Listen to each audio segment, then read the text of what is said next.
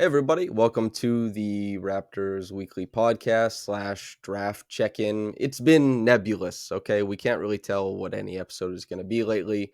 Trey and I have been talking about prospects. I've been talking about a coaching search that is 7 weeks long and reportedly may go till the 22nd of Yeah, June, the day they before. still don't have a coach, do they? No coach.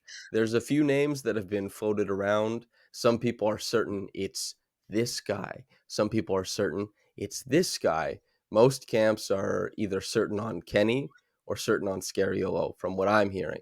I like Jordy Fernandez, but apparently that's not happening anymore either. Regardless, we're here to talk basketball and the draft with Ben Pfeifer, who many of you are familiar with. He's talked to me about basketball in general, Pascal, Scotty, their unique paths of development, and of course about draft prospects over the past couple of years. He's one of my favorite people to talk draft with. He has great videos doing awesome revisionist scouts going back of older players and then giving you kind of like these great insights about current players. Ben Pfeifer, a lot of preamble, but hey, it's you. How you feeling? Hi, Samson. You're also one of my favorite people, so that's Hey, that's crazy. I have it on good authority that the Raptors have been nearing a coaching hire with Blake Murphy, but right, I don't. That's off the record. We can't say that, but right. I have it on good The authority. the I'm players are going to reject his analytics-based movement. They had the Noah board last year, and it screwed up all their shooting percentages, apparently. So they're moving towards a more holistic approach to basketball, something They're gonna about be like, hoopers. we just need you to tell us that we're trash and let us go hoop. It's like, all right, I can do that. Abuse, like parental abuse in Canada works to create great basketball players. If you heard what Jamal Murray has been, now Jamal Murray has been talking about this stuff for quite a while, but it obviously is getting more attention in the finals. The Raptors need a stern pre-enlightenment Old Testament mean father of a god of a head coach. Nick Smith Jr. He is. It's a I'm great, going to that's give a the great rundown. Yes. transition. Nick Smith Jr., Arkansas, freshman, 6'5" is what I saw him listed at. I saw a 6'9" wingspan listed. Now, wingspans, you never really know until they have them listed by somebody official, I guess. 12.5 points, 1.6 rebounds, 1.7 assists, 37.6 from the field, 34% from three, 74% from the free throw line, and 47% true shooting. Raptors fans may recognize that last statistic as something akin to a start of a Precious Achua season. You like Nick though, so give me the lowdown, give me the sell. Damn, I didn't expect the coming for the neck early on this one. Yeah, I do really like Nick Smith. I had something else I wanted to say when you were doing that, but I don't remember what it was, so we'll table that for now. Sure. Um, yeah, I think Nick Smith is one of these guys where like the college context, you gotta put that into perspective. Um, well, one, like lower body injuries are extremely tough for young players at this age, zapping crucial development time with their full athletic powers. And Nick definitely did not look healthy for a lot of the year, but he still decided to play through it for, whatever reasons he chose to, which is, I guess, good on him if he was willing to do that. But even with the efficiency being as paltry as it was, I still am not particularly like worried about Nick. I mean, in high school, he was like an extremely fast, quick, like on-ball creator who like had still had the same kind of struggles with his handle at times, which has improved, I think, since high school as well. With really impressive shot making.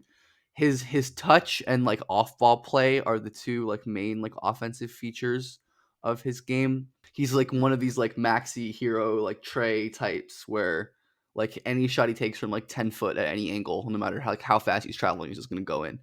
Um, or like it has a better chance of going in than most guys. And I think maybe more than anyone in this draft, a lot of his inefficiencies and struggles on both ends can be explained by just how frail he is and how lacking in functional strength that he is, which isn't super uncommon for young players, but it was particularly noticeable with Nick. I think especially on offense. And I think mostly just how uncomfortable he is like operating within like 7 feet and in. Like obviously amazing in that floater range, like incredible mid-range floater touch, but was just like so afraid and incapable of getting closer to the rim, and Can I ask a obviously question though? struggled as a finish. So Yes, if Samson. it is that frail aspect of it, we've seen guys find success while remaining frail. We've seen some guys bulk up. Is it the jumper that needs to get guys a little bit further out so he can play in space? Is it that you expect him to kind of pack on a few more lbs? What is the route to success you're expecting?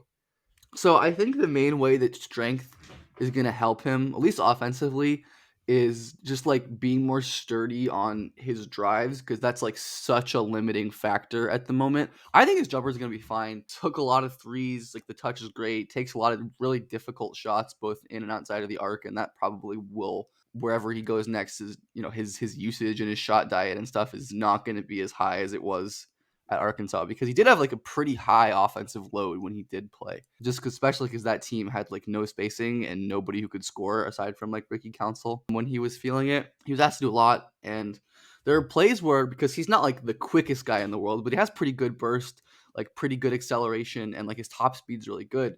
But he just gets bumped off of his spot so easily, and it doesn't seem like he trusts the advantages he creates because he'll have a lane to the rim or something, or he'll get a guy with his handle or his burst, and then he'll just like settle for a tough floater.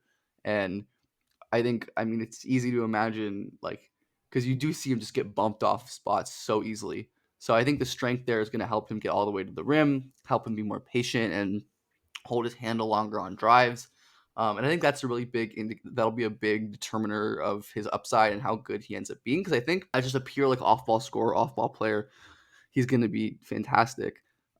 He's just such a relentless off-ball mover with his great motor, great feel for cutting and spacing and relocating and getting to his spots. And then he's a really impressive passer as well when he gets to those off-ball situations. He's really good at finding teammates second cutting behind him or kicking out or stuff like that. Again, like he's not the most refined passer in the world on the ball, off the ball, as it is with a lot of these like kind of more combo off guards in this draft. There's a lot to like there. This will be the third year in a row that I ask this to you about a prospect, but cat and mouse game. Seeing defenders zoning up areas as a passer, is he able to beat that? Does he fall prey to that? Or is he really good at reading the back end of the defense while continuing an advantage? I think he's really, really good at reading that second level on the move, which is interesting because it's like more on the move without the ball than with the ball. Um, the on ball passing is like more basic. I think he's limited by just like technique stuff. For a lot of his passes are like too high or too low, or like velocities off, which you think is generally kind of fixable because the vision seems to be there. But I think it's just like the fact that he's so mobile and he's always moving and he's always like, pulling defenders with his cuts and with his spacing because you do have to like close out to him and such. Like you can't just ignore him. That he kind of makes those backlines like moving and like scrambling, and then he's really good at taking advantage there and just like hitting cutters, especially is he's really great at. He played with another great cutter in Anthony Black at Arkansas, and they did excellent work just like moving off of each other. So. And so let's do the Raptors context then. The Raptors are a team that, the obvious things that they're missing right now is shooting, is ball handling, and I would say the requisite amount of initiation at the point of attack on offense. That's the stuff that they're missing. How does Nick Smith fit into that? Somewhat. I mean, you're likely not finding that at where they're 13. picking, Yeah, yeah. sadly. Or if you do, you're getting lucky probably. But I think Nick can definitely remedy some of that. I mean, aside from his off-ball game, like the tough shot making has always been great. Like he was able to initiate in high school. He's always been able to like handle some kind of like offensive load, even if it's not like a primary initiator spot. Like secondary pick and roll, secondary actions is where Nick has always thrived, and I think it's somewhere that he could definitely thrive as he continues to get healthy and stronger and accustomed to the NBA game because of his really amazing touch and quickness. And again, I think the handle is still a little bit stiff and like robotic at times, but it has improved a lot over the last couple years. So I think there is a way for him to fit in as not someone who's like, running your offense or like, having a like primary plays run for them. But that's fine. Like that's not who he is. And, you're 6'5" guard who you're drafting at 14. You're like if they hit that, then you're over the moon. But um, like the secondary actions, like off screens, off of pick and rolls and stuff, I think he can absolutely add a lot of value there So we think that the shooting at the NBA level will be requisite to be a guy who draws defenses, has gravity and all that. for But sure. to make that jump from a guy who, a lot of players, when you're looking at them, like let's say a Sensibo, who I know you and I are higher on than a decent amount of people, I think. If I I'm, don't. I are feel you like I'm like I don't know. I feel like I'm like kind of like in the middle on him. I mean, I sure? like I like Sensabaugh, but like Yeah, I don't know. okay. Well, so I like Sensible, but part of the difficulty of scouting, and especially somebody like myself who's just kind of wading into it late. You've seen these guys in high school up to now, right? And you have a better sense of the competition level. Seeing a guy like Nick Smith Jr. who underwhelms with his like the stat line and the efficiency, and then trying to project how he'll impact at the next level versus seeing a guy like Sensibo who is just like massive volume scorer and does it on decent efficiency at the college level, and trying to make sense of like why will this guy succeed versus not. And so I'm wondering what makes you think that Nick Smith Jr. will be able to kind of get over some of those efficiency woes at the college level and make it work at the NBA level. Is it like the extra space afforded to him? Is Yeah, it I better think. Well, teammates? I think Bryce is like a particularly unique case, Sure. just because he seems to potentially be like a special tough shot maker, which is going to be like advantageous in like the less spaced and such college game, whatever. But I think there are like reasons to believe that within like a better context, and again, I think injury you have to take into account. Again, that Bryce was like the main scorer on like a better space team and was like built for tough shot making, where Nick has always been a better guy, like playing off of other high level players and working off the ball and against like, you know, pulled defenses and things. And it's just like not unheard of for players to be super inefficient like this and to be impactful in the league. Like freshman Jaden Ivey, Buddy Hield, KCP. I'm looking right now, like Chris Middleton, DeJounte Murray, Kyle Anderson. Like all these guys had sub 50 true shooting at some point in their careers, and a lot of them weren't even freshmen. Um, You so I pulled that think up super quick. That was great. I did, yeah. But Yeah, I didn't wanna make it too much of a Sensibo Josh thing. That was was just my too. Yeah, my yeah, bad yeah. job of I but mean, I it's meant so no. I think it's a like useful. I think it's a useful comparison point for sure. sure. Defensively, this is actually I think people are perfectly willing to accept that people who are small and frail can succeed on offense at the NBA level. Defense is the tougher part for a lot of people, and that relates to, I think, maybe that Nick Smith is a guy who could really only defend one position and that he might have trouble doing it. What are your thoughts about the defense, where it's been at Arkansas and what it might end up being at the NBA level? I really liked his defense at Arkansas and at every level, basically. He's always been a good defender, like really good on and off the ball, like just having that level of like motor and feel and agility. I think it's again a thing where like the strength is going to be such a like determining factor in terms of like how important strength is. I see like a lot of similarities between him and like Isaiah Joe, not like as prospects or like they're very different players, but like in the way that strength development was like so crucial for getting on the floor, and Isaiah Joe has done that a little bit and like found a role. I like it'll he's a very different player than Nick, but like where I think Nick is particularly a really solid on-ball defender, largely because of his lateral quickness and his agility. He's really great, like chasing around on and off-ball screens, staying attached. I think you mentioned like the wingspan. Who knows about like measurements, but I think it does like appear to be long on tape, and he uses it well to kind of play in passing lanes and to bother ball handlers. Rear view contest, does he use both hands? I believe so. Yeah. That's a unique thing I I've decided to look for. I don't know I why. don't know. I mean, I can't give you. I think so. I mean, I don't. I could be wrong. That's not a question. That question was not on the study guide, but that's okay. Um, but yeah, I mean, he is good at like the whole like lock and trail thing, both like on and off the ball.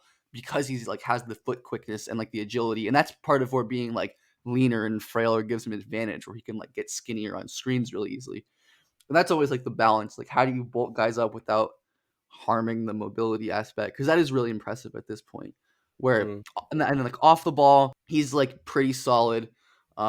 Where there's like the typical like freshman mistakes and such, where Nick will just like get lost off the ball and doesn't really know what he's doing at times. But his playmaking instinct has always been solid.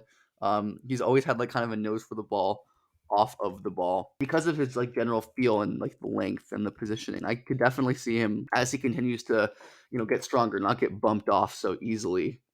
Becoming a decent off-ball defender as well. So that's part of why I'm as high on Nick as I am. If I didn't think he could be a good defender, I probably would be kind of out on him just as like a non-primary, like small combo or thin combo. But I really do like his defensive toolkit. I think he's been a good defender at basically every level. On the tape, I think that's pretty clear. Especially playing with like other good defenders at Arkansas, we saw how beneficial that was for him. With like added strength and continuing to develop in the NBA, he could be a really quite good defender from like that guard spot. Someone who can guard like probably like he's going to be best guarding down always just because of his size and his quickness.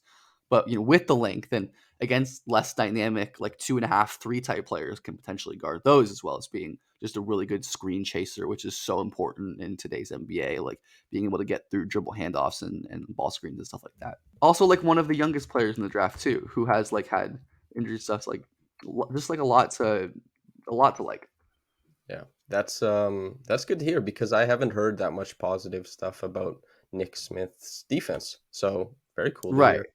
And like I feel like most of the stuff you see about, I mean, I feel like defense is like not evaluate like just like consensus or mainstream or It's whatever in tough. general, like is not like evaluated with the level of nuance that offense is. I think like obviously I don't think that's a hot take or anything. Um but yeah, like I think like the fact that he has this like r- really big weakness on both offense and defense, but like remedying that could unlock so much. Anything on Nick Smith before we talk about Jet? No, I think that's it. I'm a fan. I think he would be a good pick where they're Okay, at. cool. So, Jett Howard, let me give the listeners the lowdown. Jett Howard, Michigan, teammate of Kobe Buffkin, who we've talked about. Also, Nick Smith Jr., as you mentioned, a teammate of Anthony Black, who we talked about. But Jett Howard, Michigan, freshman, listed at 6'8", could not find a wingspan. 14.8 points per game, 2.8 rebounds, 2 assists, 41% from the field, 37% from three, 80% from the free throw line, and 56% true shooting. Ben Pfeiffer, what do you like about Jett Howard? Man, he is a really really high level offensive prospect, especially 6'8" wings who are incredible shooters are always highly valued by the NBA and usually for good reason. But Jet is more than just a shooter.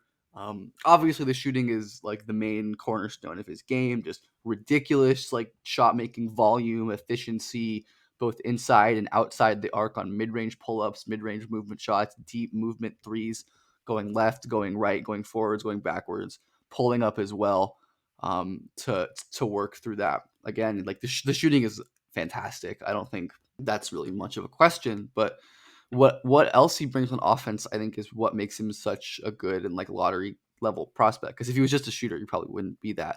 Where Jet has really interesting physical tools. I think people like rightly bring up like the physicality and the strength stuff. Again, I think it's like pretty common for that to be a limiting factor for young players. And Jet has some really interesting tools in that he's quite fast. Like when he is downhill and unimpeded by any bodies or handling limitations, he can beat guys one on one. Like he can like get skinny and split pick and rolls, which is really impressive for a guy at his size. And his like flexibility too, being able to like lower his torso to get through spaces and get leverage on defenders is really important and key for someone who's not so strong and not like elite burst or anything and not an elite handle. I think the handle is functional. I think it kind of abandons him occasionally on drives and stuff when he's like pressured and stuff.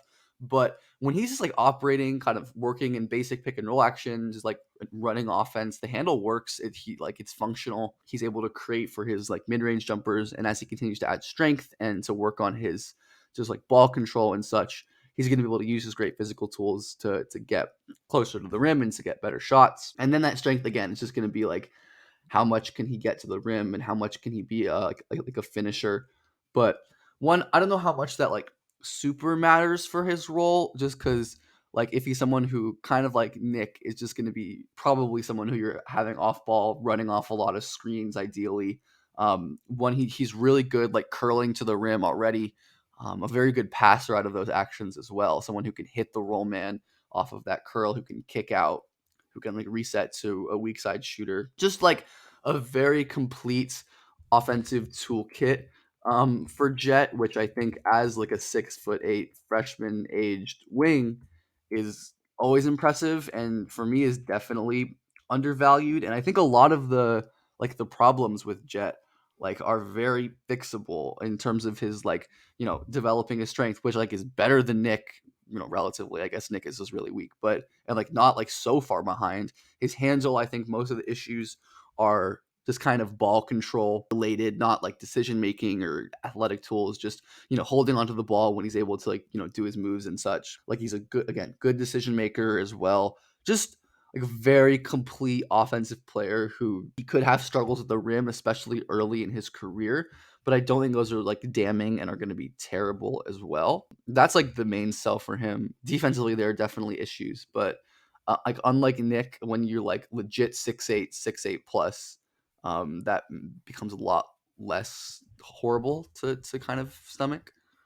We see a lot of guys who are like 6'8" at the NBA level. As long as they're in a decent defensive system, they can just kind of exist in there. Right. And as And I long as feel like the you, Raptors are probably a team I trust to do that at this point.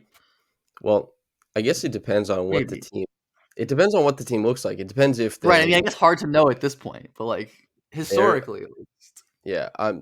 If it was a similar if they run it back for the most part, and let's say Gary Trent Jr. leaves, they are a very like a really strong defensive team, like probably top 5 next year.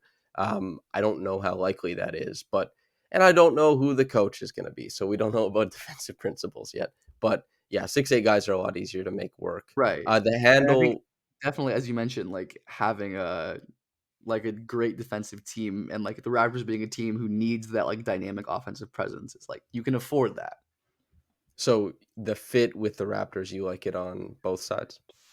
Yeah, I think so. Offensively and defensively. Like defensively, I think like he's honestly also probably overhated in terms of like the physicality is definitely like the main issue again. Where like the strength is a limiting factor too, and he makes pretty typical like freshman mistakes. But I do think the defense improved for sure as this season went on. He got accustomed to the college game as it happens a lot of the times, like where college freshmen will like be really bad to start the season on defense and get a lot better as well. Or I think that was certainly the case with Jett, where again his like flexibility and like mobility at 6'8", like the movement skills I think bring way for defensive upside for sure, as somebody who could potentially become a good like a rare like 6'8" taller guy who's better guarding down, good at guarding screens, good at guarding like smaller wings and combos off of those pick and roll actions and off screen actions, which is a really impressive and valuable trait, even if he's going to lack in other ways. I think he had like pretty good block numbers this year as well, and just being like tall and in the right place.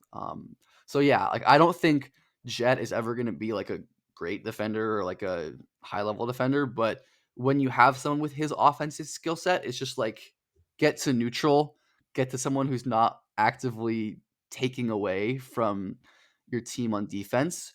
And if that's the case, I think Jett's going to end up being a quite good player because the Uh, offensive ceiling is really high. So you've talked about Case and Wallace as like, wow, the defense at the nail can be like tremendous, at the college level going into the future. I love nail defense, and it's continues to loom larger and larger as like an inflection point for defensive possessions. How is Jett there with a little bit of length? I think he's pretty solid, nothing special. He doesn't really get a lot of steals, and he's not really one to like dig very often, or like he's just not a natural like playmaker defensively. I think he's like, especially again as the season went on, like the activity and the awareness just improved. So I think with Jett, especially like from like a nail perspective, unlike Kaysen for sure, and honestly like less so than someone like Nick, is someone who's just going to kind of be sound and not really like making plays or disrupting there, but is just more kind of existing and not hopefully not getting like back cut and stuff like that. Do you know anybody who views Jet as a possible primary into the future? I don't. I'm unaware of anyone who views him like that. I also like. I feel like I'm pretty like I don't have a ton of perspective on like what other people think. Like I'm pretty like checked out of like discourse Right. as I have been in the past. Like I don't know for sure. I mean, I don't think it's totally out of the realm of possibility. I certainly wouldn't bet on it, but I do think that's within his 100th percentile outcomes, just because of like if he gets to a place where like the pull up shooting ends up being really elite, that kind of gets you there basically. Hmm. And then I think he has the handling tools and the decision making in the passing to become a guy who has that like primary level usage if he's an elite pull up shooter, which again is like a hard thing to predict even for like Yep. college players and prospects with very high level shooting projections, just because the sample's generally small, and Jet like wasn't this like elite of a shooter, at least projection wise in high school. Like he was a good shooter in high school for sure, but he like improved a lot his year at Michigan. So who's to say like how high level the shooting is going to be? I think that's going to be important as it is for basically every young shooter. But That's the Cade Cunningham corollary right now. I think is like pull up shooting is really hard, even if it looks tremendous. You never know how it might work out. Anything on Jet before we talk about Keontae? I think we covered it. Very good prospect. Seems like he's gonna fall to like I've seen him with mocks like having like the 20s, which I think is crazy. Um, Well, and it's this also actually this is a good opportunity to ask you: is this a very like from the outside looking in, seeing how this draft is being viewed, scouted, observed? It seems like it's like there's three or four, and then there's like filling out to 12, and then there's just a lot of stuff like at the back end of the lottery to 25. It just seems like guys fall, guys rise. There's a lot of that always disparity. happens. Yeah. Yeah, that's my ignorance definitely showing through. Oh no, it just feels like the like I had to think about like with Maxi and past drafts and like even like Springer who is gonna be good, but like in the past like players always fall like even like AJ Griffin last year, like Jalen Mm, Johnson, Wings, Dariq Whitehead, who I think we're gonna talk about later, right? yeah, Is gonna do that again, almost certainly. I we feel need like to there's have a always we need to have a Mhm. Springer conversation. Not this podcast, but at some point. That little nugget I like a lot. Based on like the mocks that I've seen, there's gonna be like really good value in that like 20 range as there tends to be. I think I really think this draft is very strong. I think there's like more than 14 lottery worthy talents based on like the average amount of guys who are that good in a draft and end up being that good. So just based on that, like even in like if every team picks right, there's gonna be guys that fall. Would you trade for a second first round pick if you were a team then? Like you'd want to have two shots in this draft? I mean it always depends on like how the board shakes up. Like I'd want to see what happens on draft night, but I think this is absolutely like a draft to consolidate if that's what a team is looking to do. I think it's funny that like I feel like I think of like OKC as a team. It's like when are they gonna like when are they gonna consolidate? And then they trade out of the second round again and get more future picks. So maybe they're just never gonna consolidate. But Yeah. Orlando at yeah, 7 and 11, Brooklyn at 21 and 22 is probably pretty interesting. But okay, right. Keontae George, Baylor, freshman, 6'4", did not find a wingspan. I'm saying wingspans because somebody asked me to list wingspans. I didn't find it. Right. It's 15.3 like all points these per guys like game. didn't measure all these guys like didn't measure at the combine. So it's like Yeah. you're honestly probably never gonna get an official measurement. Like You just got to I spy it. Like this guy looks like he has long arms. Maybe that's the case for him. Anyway, Keontae George, try to Baylor, find like a freshman. USA basketball measurement from somewhere, but that's probably the best you're gonna get at this point. Sure. Yeah. Okay. Keyonte George, Baylor, freshman, 6'4", 15.3 points per game, 4.2 rebounds, 2.8 assists, 37.6 is his field goal percentage, 34% from three, 79% from the line, 52% true shooting. Ben Pfeifer. What are your thoughts on Keyonte George out of Baylor? Just another one of these really dynamic, like off-ball offensive combo guards, which there just seem to be so many in this draft, which isn't like honestly, it's like a not a bad situation for a team like Toronto, where it seems like that's kind of a like an archetype of need at this point. Just someone who can really create buckets in whatever way they do it. And Keontae is certainly that guy. Another guy in contention for best shooter in the class. This is like a ridiculous shooting class. I think Jett's also in the conversation. There's obviously like Grady Dick, Brandon Miller, Jordan Hawkins, like other guys like that. But I think Keontae is firmly in that mix. Didn't have the like raw 3 point efficiency, but that's not a super powerful indicator. But the what he does have, like, shot a ton of really difficult threes, of all kinds. I think he was a bit miscast at Baylor as a primary creator. Like, he had about 30 usage for them. Didn't get much help as from like screens or his teammates. A lot of just like stagnant creation, which is not his strength. The main kind of weaknesses of his game on offensively are just his ability to create consistent advantages on the ball and to make good decisions with the ball when he has that. But when he is off the ball, a lot of those concerns just alleviate when he doesn't have to deal with primary pressure because of how incredible, like, and like, he hits deep pull up threes from NBA range, deep sprinting off of movement, hopping into catches, 1-2ing into like pull up threes with a high, like, quick release. The shooting, I think, is going to be incredible. Like, I have no real doubts about that. The fact that he hit like 34% from three this year, like on all of the crazy, like, difficult shots he took, is impressive to me. And then I think his like play finishing tools off the ball are really nice as well. As the finishing was good this year, the vertical pop, again, not amazing. Just like the horizontal explosion is good, not really great or anything. But because of how strong he is, how amazing his touch is, just like Nick Smith. The touch, not the strength, of course, but like he's so like his body control and balance are excellent, hanging at the rim and fending off defenders and seeking contact. And I think when he's able to, attack and close out or run someone off the line or come off of a curl screen and get into that range, it's going to look a lot better for him. And I think the passing is a lot better off the ball. It's a really interesting like difference between where off the ball he makes these like advanced connector passing reads where he's like a quick processing extra pass or a pick and roll read or a great hit ahead in transition, but on the ball, he has more tunnel vision and doesn't seem to be as good making the same kind of reads. Offensively, I think there's just so much to like in terms of a guy who adds like real shooting, passing, and finishing aptitude, which isn't super common for someone to do like all of those things at a high level, especially at the age that Keontae's done it at, and like the difficulty of context and all of that he's had to kind of go through. So at Baylor, D- at least.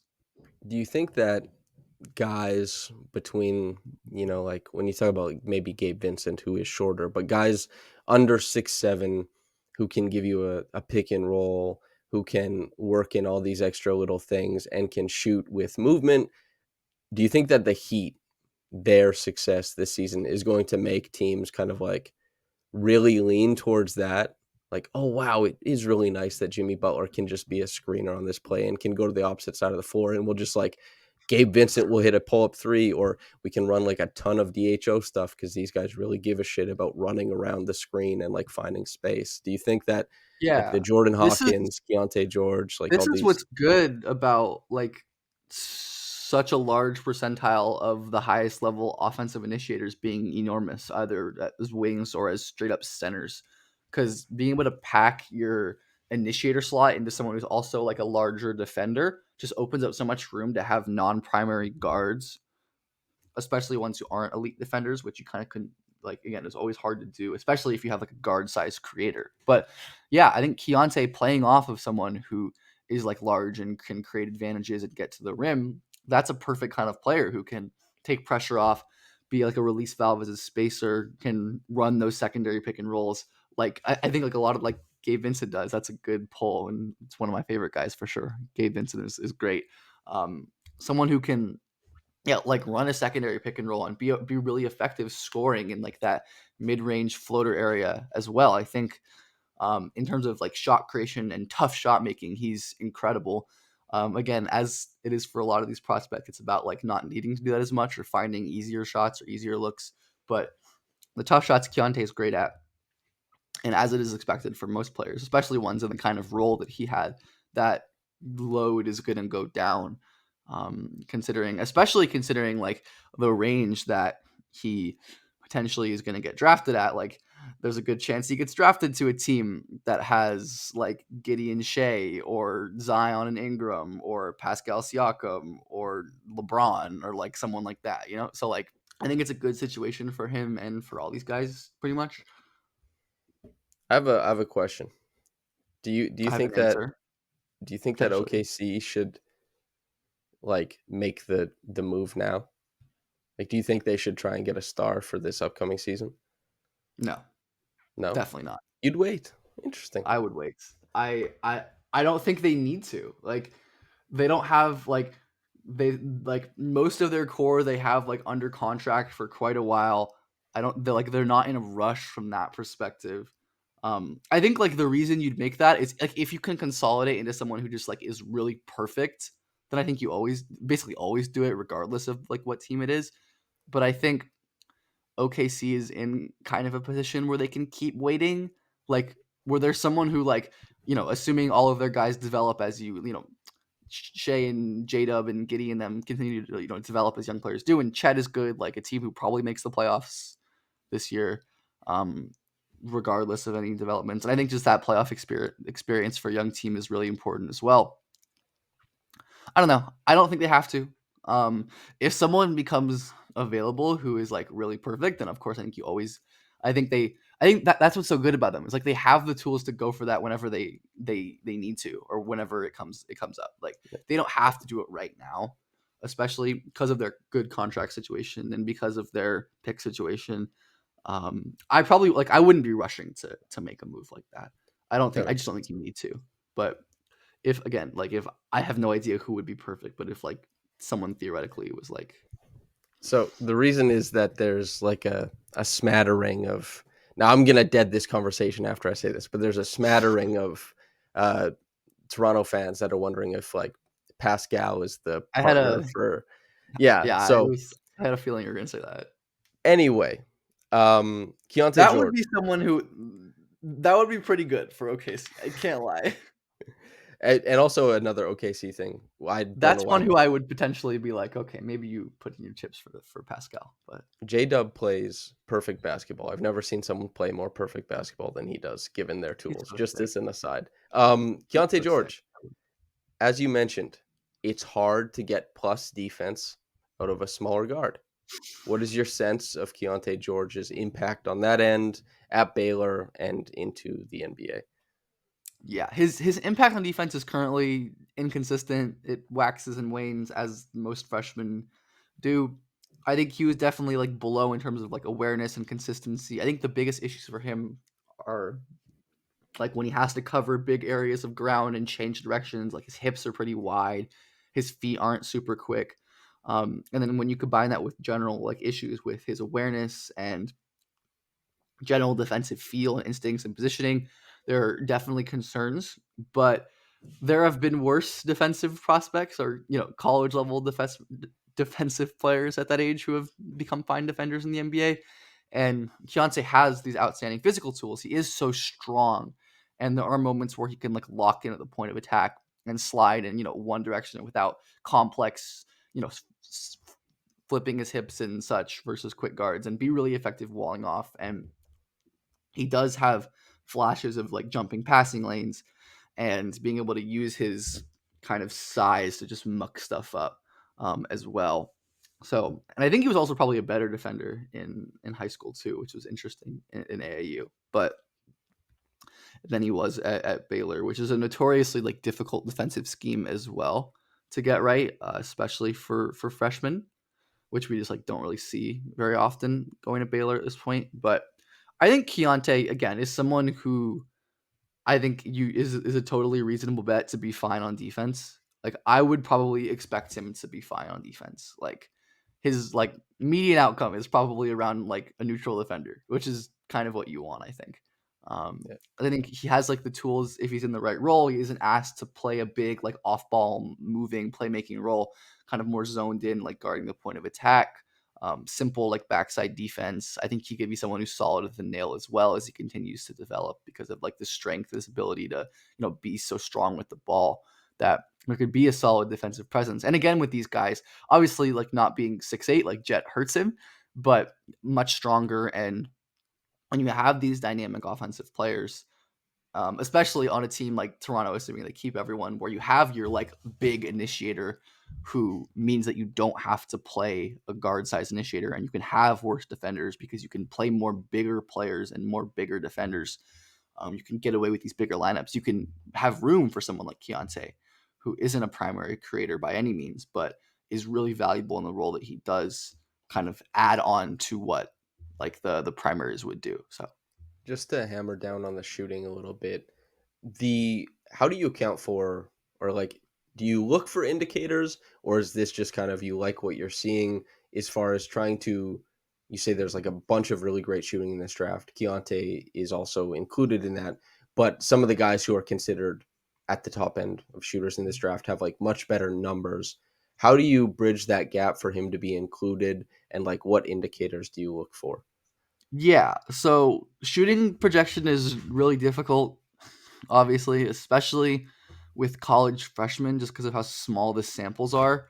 Like 3-point percentage is just not a good indicator because of how long it takes to stabilize. Like we see this in the NBA too, where players will have like pretty large fluctuation season to season in their 3-point percentage. Like this is the thing that happens in the pros. So it's hard to rely on that. Like obviously like the classic example recently, like extreme is like Neesmith, who was like a 50% 3-point shooter and then like couldn't shoot in the NBA really anymore.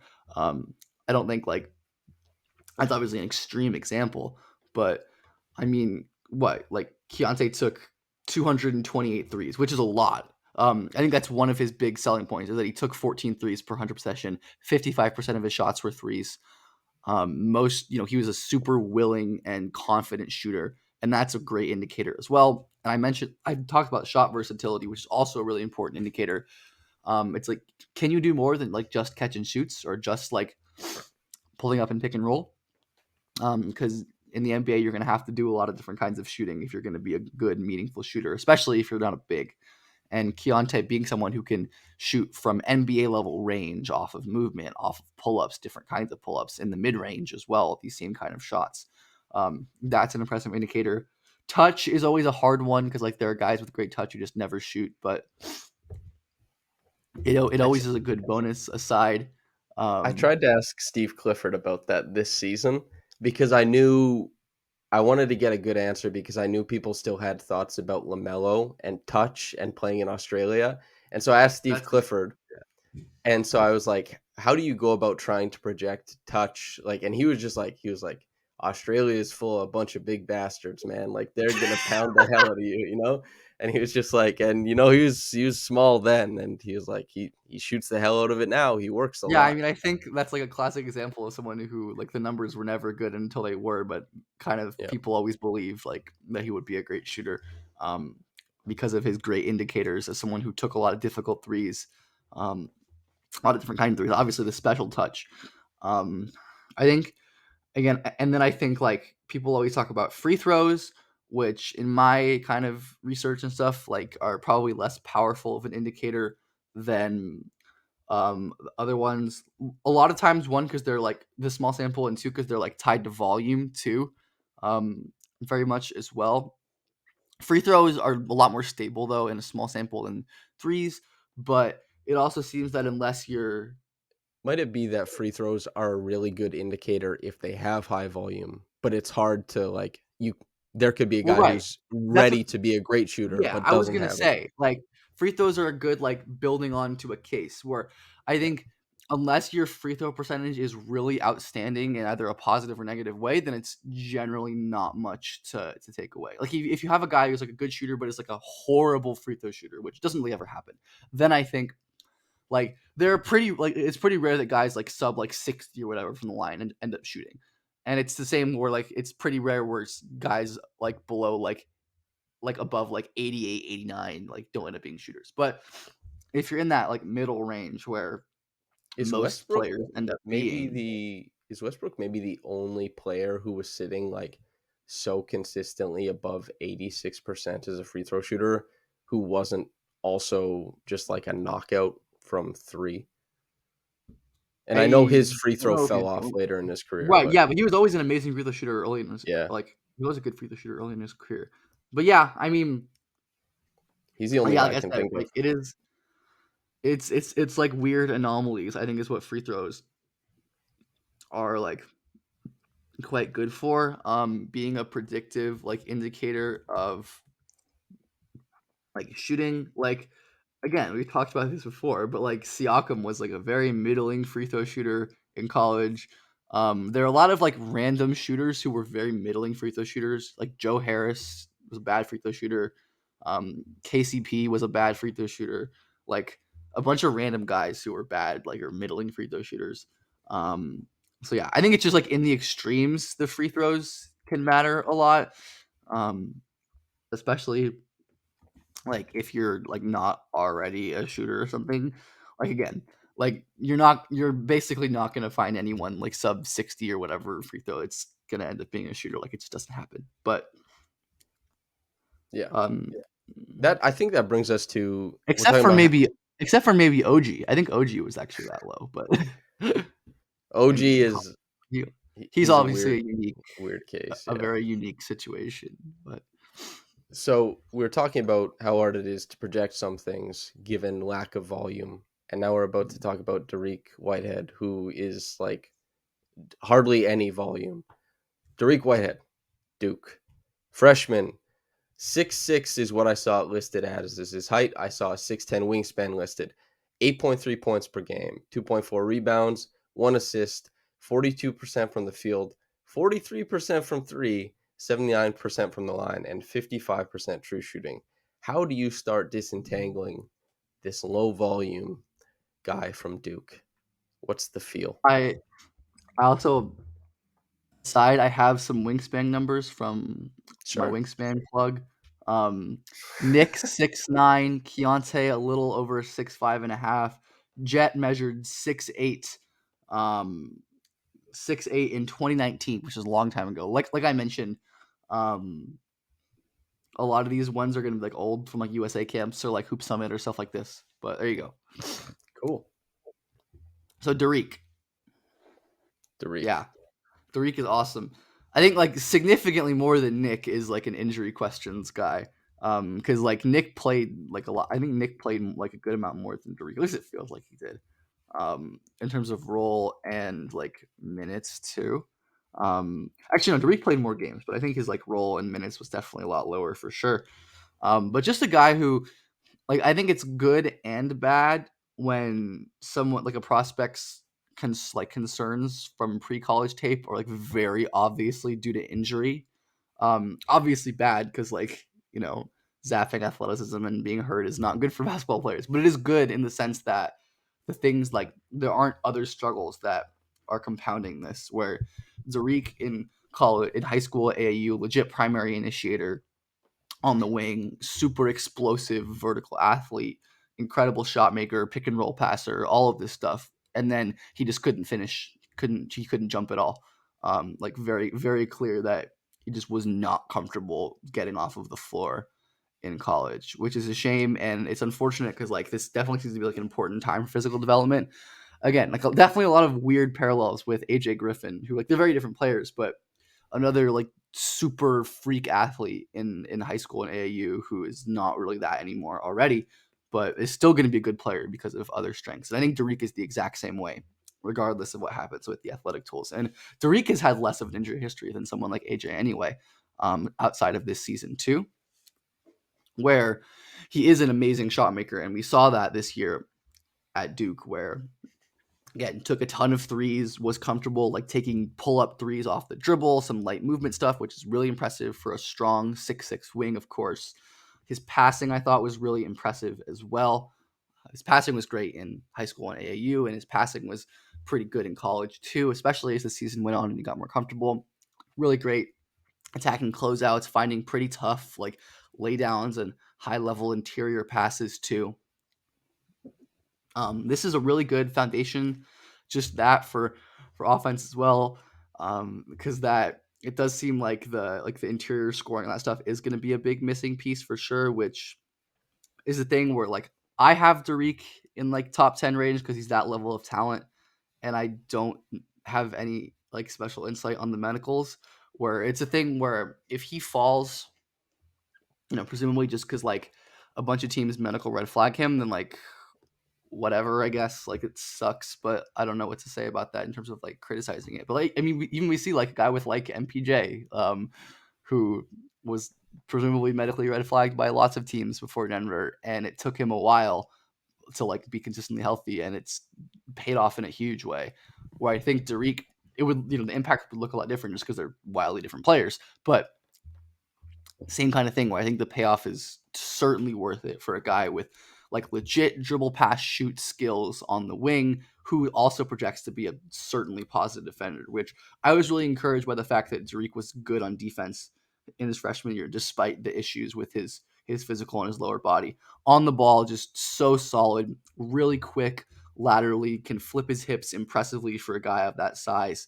And then just always been a good team defender, good playmaker, really good at like getting low and sliding. He doesn't foul very often, which is really impressive for someone his age who has the playmaking tendency and instinct to. He's someone who likes to defend at the nail as well. Aside from like the weak side rim protection that he brought in high school and AAU wasn't there at all. Probably largely because of injury stuff and maybe some scheme stuff too. But that was a big factor for him in the past. Being like an on and off ball defender. I think the on ball stuff at his size is more impressive, where he's just so good laterally, so strong as well. And I think he's like the second or third youngest player in the draft too, which is an excellent sign given how good he was at Duke, especially late in the season where he was just incredible as a shot maker, as a passer, really good defense. So with Dariq, I think it really just comes down to like the medical. Like I hate to like make it as simple as that, but it kind of is to me. Like I think he's a very clear, like obvious top 10 pick level talent otherwise. I feel like most people probably acknowledge that at this point anyways. But it is just hard to know, especially with like an injury that like is obviously impacting the way someone plays too. So healthy Dariq. Let's play that game. What are your expectations for, the first couple years of his career, role, impact, that kind of stuff? I think I think like assuming he is healthy, he's someone who gets on the floor early because he does things that teams need rookies to do. He defends, he shoots, he makes good decisions. He does all these things that he needs to do to stay on the floor. But I think because of his creation tool, because his handle is pretty solid as well. We can talk about that. Like he's not an amazing handler or anything, but he can make quick, simple moves to get downhill and get into his mid range and 3-point pull up jumpers.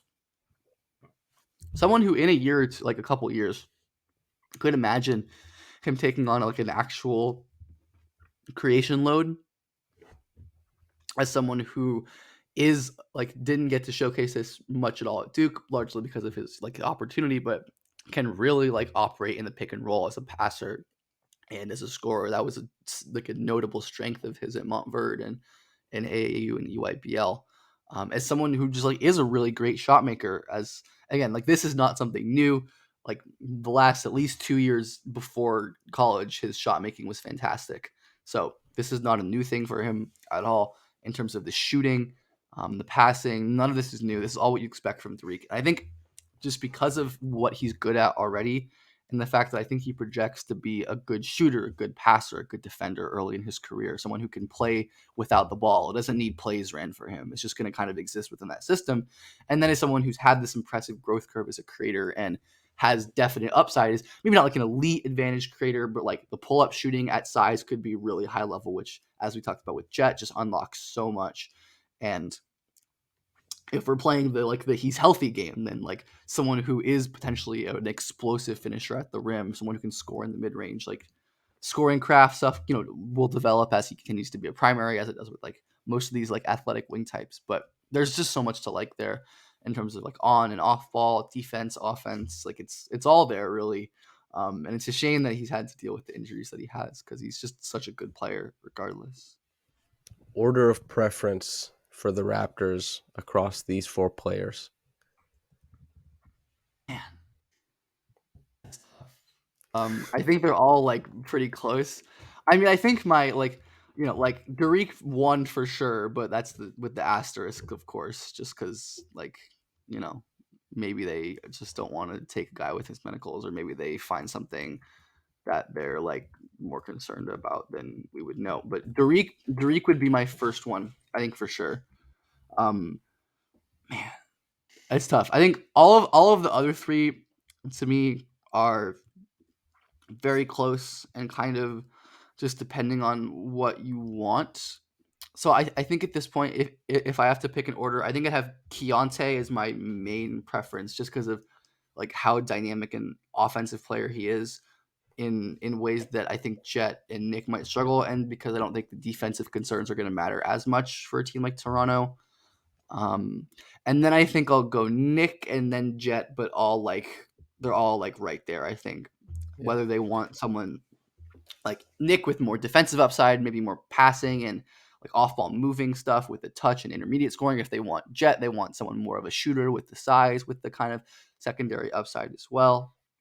So I think it kind of just like depends on what they're looking for. But Dariq, and if not Dariq, then Keyonte would probably be my main preference there in terms of these guys. And it's like they're gonna be able to get all these guys probably, and like there are also like other really good players. Like I know you mentioned like Anthony Black is just like tough for them to acquire another like non-scorer. Hmm. At least in my opinion, like that's always difficult.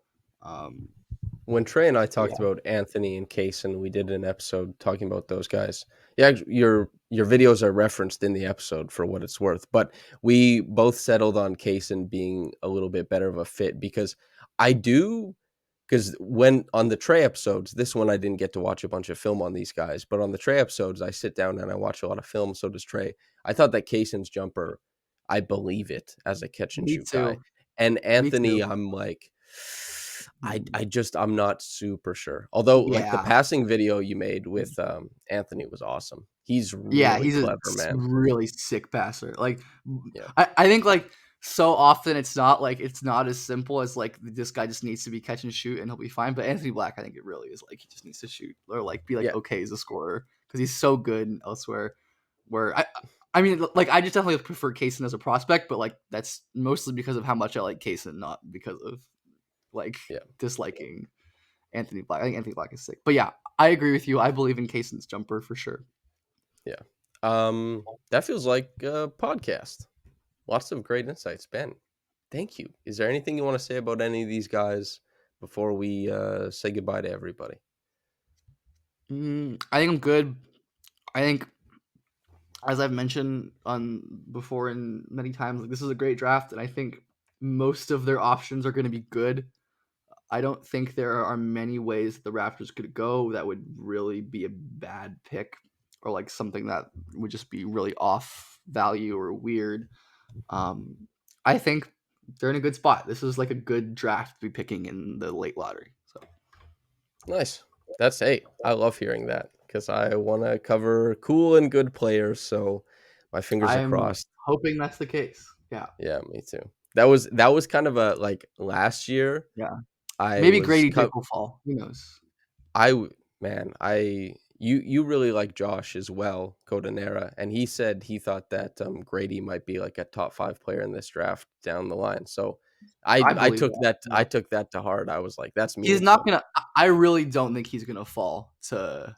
I like strong. I really don't think he's gonna fall to like 10 or anything. But Yeah. he's just like He too good of a shooter. He's too good. Like he's certainly good. But yeah, that's about it for us, I think. Ben, anything you want to say before we get out of here? not much. Yeah, just follow me on Twitter, BJPF underscore. Anything I do will be on there. I If I do any videos or like voice notes or threads, you can find them all there. May or may not have some light written stuff coming in the next Wow. soon, which I've only mentioned on um, one other podcast. Um, but yeah, follow me on Twitter. Just thanks for having me on. This is always a joy. Always enjoy, always enjoy potting with you, my good friend Samson, Chopping who it is up. also the main cause of the Canadian wildfires apparently, which I didn't realize. Yeah. I'm to blame, obviously, for the listener, whether it's on YouTube or whether on the podcast. All of Ben's stuff will be linked, YouTube channel, Twitter, etc. Ben, thank you so much for giving me your time for the third year in a row and the, I don't know, eighth or ninth time we've come together to talk about basketball. So thank you once again. Of course, and hopefully to many talks on and off air in the future for sure. So Fingers crossed. Listener, viewer, thanks for tuning in, whether you got into this in the morning or at night. Have a blessed day and goodbye.